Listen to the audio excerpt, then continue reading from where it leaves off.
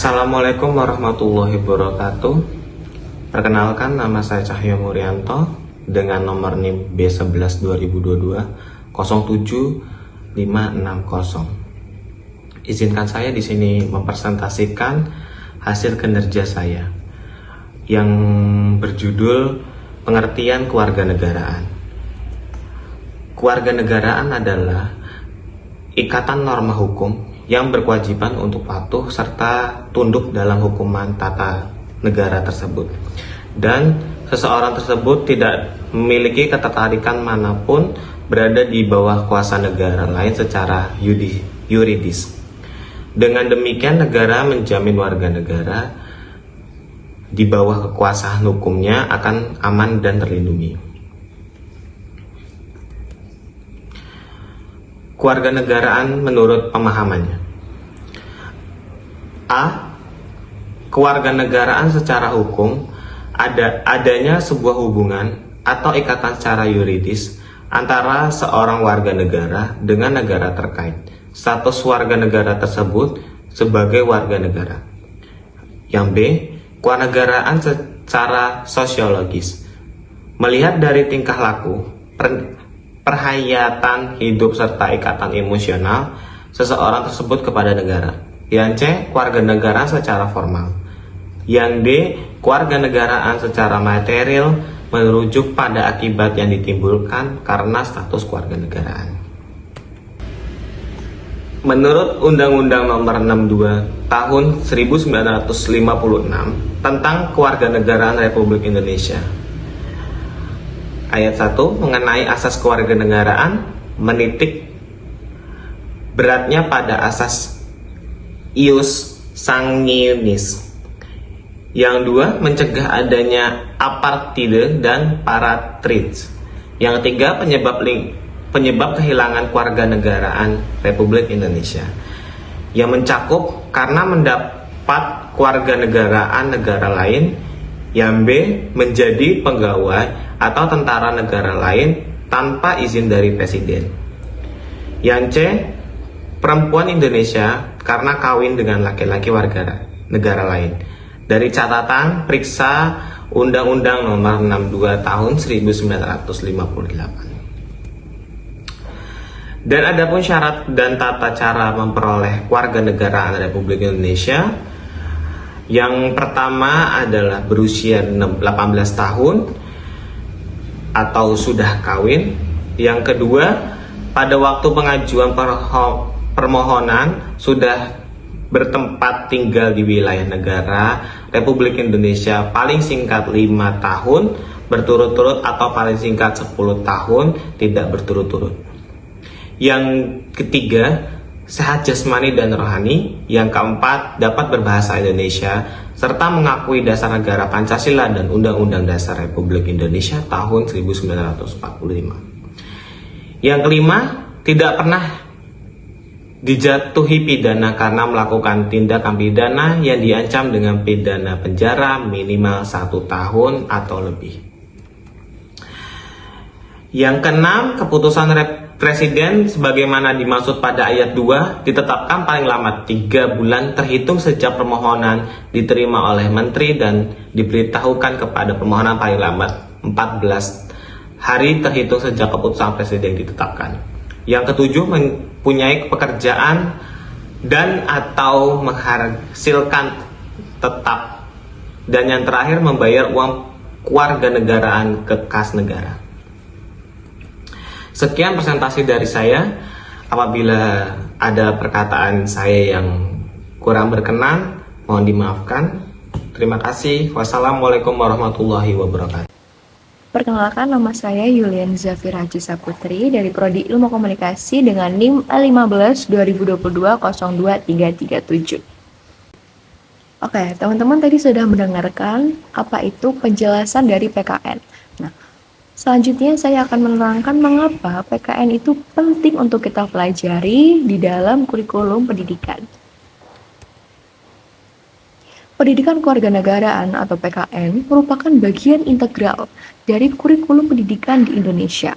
Tujuan utamanya adalah untuk membentuk generasi muda yang memiliki pemahaman yang baik tentang tatanan negara, hak dan kewajiban sebagai warga negara, serta nilai-nilai demokrasi dan toleransi.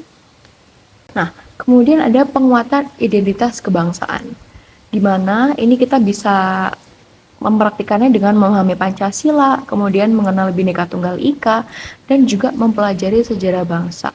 Setiap part atau setiap bagian itu memiliki manfaatnya sendiri-sendiri, yang dimana pertama dengan memahami Pancasila, ya kita jadi ngerti, kita jadi memahami bahwa sebagai dasar negara, Pancasila menjadi fondasi dalam pembentukan karakter dan identitas bangsa Indonesia.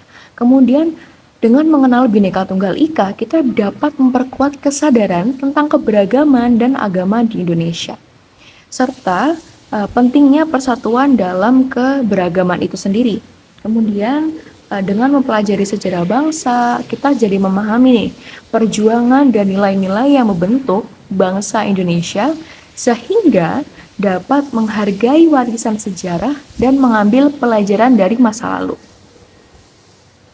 Selanjutnya kita akan memasuki nih manfaat PKN itu sendiri di dalam kehidupan sehari-hari.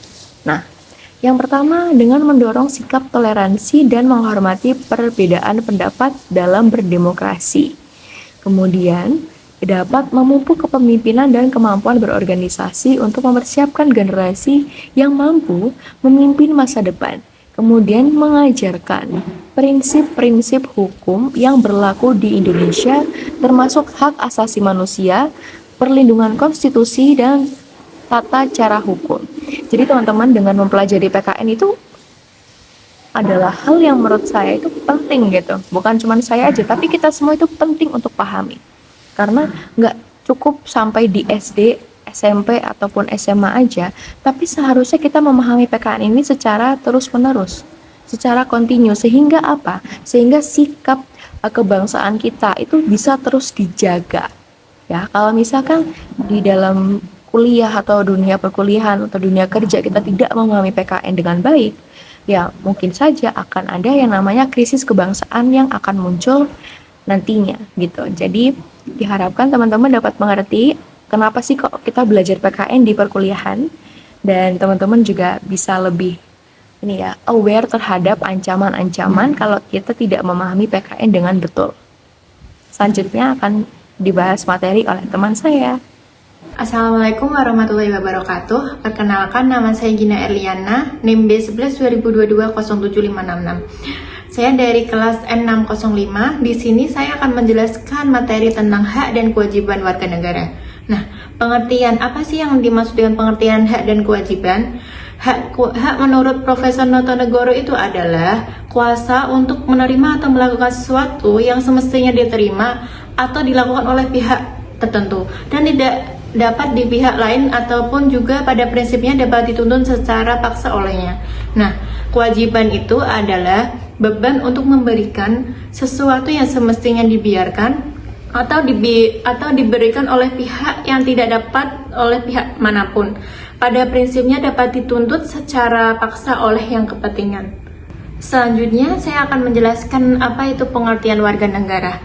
Pengertian warga negara adalah warga negara yang ditetapkan berdasarkan peraturan perundang-undangan yang dijelaskan Undang-Undang 1945 Pasal 26, yaitu yang tidak sama dengan kaulah negara dan anggota sebuah negara.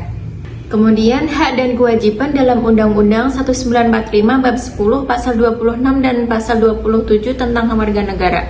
1, yaitu pasal 26 ayat 1 itu menjadi warga negara adalah orang yang bangsa Indonesia asli dan orang bangsa lain yang disahkan dengan undang-undang sebagai warga negara. Pada ayat 2, syarat-syarat mengenai kewarganegaraan ditetapkan oleh undang-undang. Nah, pasal 27 ayat 1 bahwa segala warga negara bersamaan kedudukannya di dalam hukum, menjunjung hukum dalam pemerintahan itu dan tidak ada kecualinya. Pada ayat kedua disebutkan bahwa tiap warga negara berhak atas pekerjaan dan penghidupan yang layak bagi kemanusiaan. Berikutnya, saya akan menjelaskan tentang asas kewarganegaraan. Dari sisi kelahirannya itu ada ius soli dan ius sanguinius. Ius soli yaitu pedoman kewarganegaraan yang berdasarkan tempat atau daerah kelahiran. Nah, yang kedua itu ius sanguinus berdasarkan darah atau keturunan. Nah, dari sisi perkawinan, asas kesatuan hukum dan ada asas persamaan derajat. Yang pertama itu paradigma keluarga sok inti yang tidak terpecah, dan yang kedua itu paradigma kesamaan kedudukan suami dan istri. Status kewarganegaraan itu ada 3, apatrid, yang kedua bipatrid, dan ketiga multipatrid. Nah, apa itu apatrid? Apatrid adalah istilah untuk orang-orang yang tidak mempunyai status kewarganegaraan. Sedangkan bipatrid itu istilah untuk untuk orang-orang yang mempunyai status kewarganegaraan itu lengkap, yaitu dua kewarganegaraan. Nah, yang ketiga itu multipatrid. Multipatrid itu untuk istilah orang-orang yang mempunyai status kewarganegaraan itu 2 atau lebih. Karakteristik. Nah, di sini saya akan menjelaskan karakteristik warga negara yang demokrat. Di sini ada rasa hormat dan tanggung jawab, yang kedua ada bersikap kritis, yang ketiga membuka diskusi dan dialog, keempat bersikap terbuka, kelima rasional, keenam adil, dan terakhir adalah jujur. Sekian penjelasan materi yang saya berikan, semoga bermanfaat. Assalamualaikum warahmatullahi wabarakatuh. Assalamualaikum warahmatullahi wabarakatuh. Perkenalkan, nama saya Muhammad Ridwan Jarsatria dengan NIM A11 2021 13455. Mata kuliah Kewarganegaraan kelas N605. Sebelumnya saya ingin mempresentasikan tentang rangkuman sistem pemerintahan. Di sistem pemerintahan ini, sistem adalah suatu keseluruhan yang terdiri atau beberapa bagian yang mempunyai hubungan fungsional. Sedangkan pemerintahan dalam arti luas ialah pemerintahan atau lembaga-lembaga negara yang menjalankan segala tugas pemerintahan baik legislatif, eksekutif, dan yudikatif. Pengelompokan sistem pertahanan ialah dibagi menjadi 3 hal: sistem pemerintahan presidensial, sistem pemerintahan parlementer, dan pemerintahan campuran. Sistem pemerintahan presidensial ialah merupakan sistem pemerintahan di mana kepala pemerintahan dipegang oleh presiden dan pemerintahan tidak bertanggung jawab kepada parlemen. Lalu menteri bertanggung jawab kepada presiden karena berkedudukan sebagai kepala negara sekaligus kepala pemerintahan. Lalu ada ciri-cirinya ialah pemerintahan presidensial didasarkan pada prinsip pemisahan kekuasaan. Lalu kabinet bertanggung jawab kepada presiden. 2. Ada sistem pemerintahan dan parlementer. Sistem pemerintahan merupakan suatu sistem pemerintahan di mana pemerintah bertanggung jawab kepada parlemen. Dalam sistem pemerintahan ini, parlemen mempunyai kekuasaan yang besar dan mempunyai kewenangan untuk melakukan pengawasan terhadap eksekutif. Ciri-cirinya adalah pemerintahan parlemen didasarkan pada prinsip bagian kekuasaan, adanya tanggung jawab yang saling menguntungkan antara legislatif dengan eksekutif. Lalu yang ketiga ada sistem pemerintahan campuran.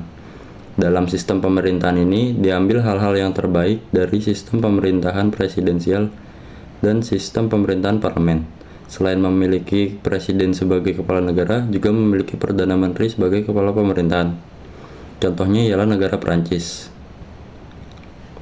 Lalu ada struktur ketatanegaraan RI sebelum perubahan UUD, dilandasi oleh MPR, MA, DPA, Presiden, DPR, dan BPK. Sekian dari presentasi saya. Wassalamualaikum warahmatullahi wabarakatuh.